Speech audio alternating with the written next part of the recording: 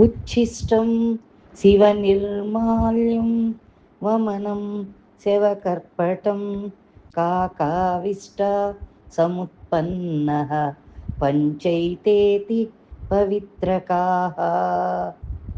ధర్మశాస్త్రాల్లో ఉన్న భావన.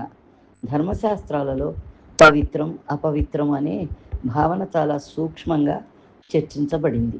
మనకు సాధారణంగా అపవిత్రంగా అనిపించే కొన్ని పదార్థాలు కూడా కొన్ని సందర్భాలలో పవిత్రతను పొందుతాయి అని పండితులు వివరిస్తారు.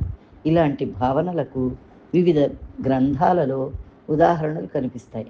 ముఖ్యంగా మనుస్మృతి, యాజ్ఞవల్క్య స్మృతి, అలాగే ధర్మశాస్త్ర గ్రంథాలలో శౌచాచారాలు, శుద్ధి అశుద్ధి విషయాలు వివరంగా చెప్పబడినాయి.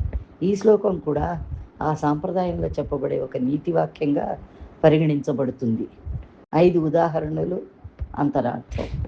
ఉచ్ఛిష్టం సాధారణంగా తిన్న తర్వాత మిగిలిన ఆహారం అపవిత్రంగా భావించబడుతుంది. కానీ గురువు లేదా భగవంతుని ప్రసాదంగా లభించిన ఆహారం పవిత్రంగా భావించబడుతుంది. ఉదాహరణకు దేవాలయంలో ఇచ్చే ప్రసాదం అందరికీ పావనంగా భావించబడుతుంది.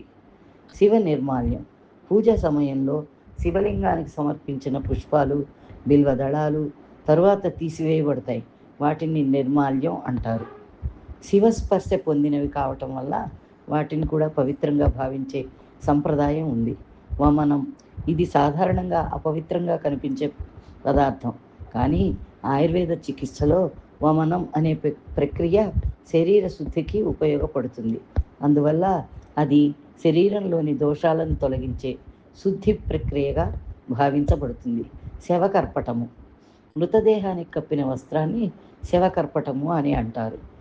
ఇది సాధారణంగా అపవిత్రంగా భావింపబడిన శ్మశాన సంస్కారాలలో అది జీవిత నశ్వరతను గుర్తు చేసే సాధనంగా భావించబడుతుంది.